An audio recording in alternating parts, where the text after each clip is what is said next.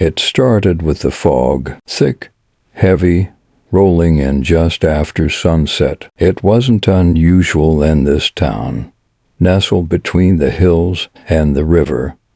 But tonight, something about it felt different. Ellie noticed it first. She stood by the window, watching as the streetlights blurred into halos of sickly yellow. The houses across the street faded into the mist, swallowed up one by one. The world outside her home seemed to shrink, the fog pressing in closer, heavier. And then she saw him, a figure in the fog, just standing there in the middle of the street, not moving, not speaking, just watching. A chill ran down Ellie's spine. She blinked, hoping he would disappear with the next breath of mist. But when her eyes refocused, he was still there, closer now. She stepped back from the window, heart pounding. This was stupid. It was just some guy, maybe a neighbor caught in the weather, maybe someone passing through. But then the street lamp flickered, and for a split second,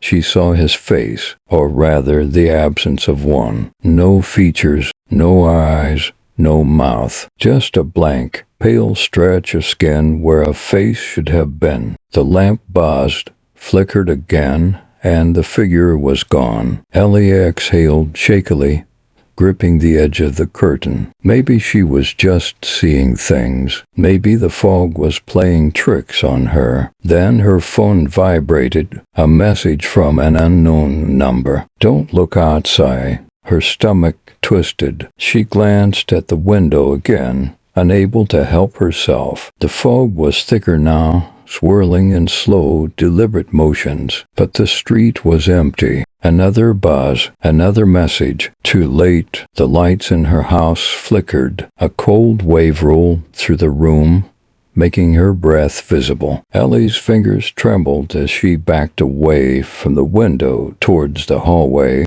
towards anything that felt safe. A knock at the front door. 3 slow, deliberate knocks. She held her breath. No one was supposed to be here. No one was supposed to be out there. Not in this fog. Not after what she had seen. The knocks came again, louder this time. Her phone buzzed once more. "Let me in."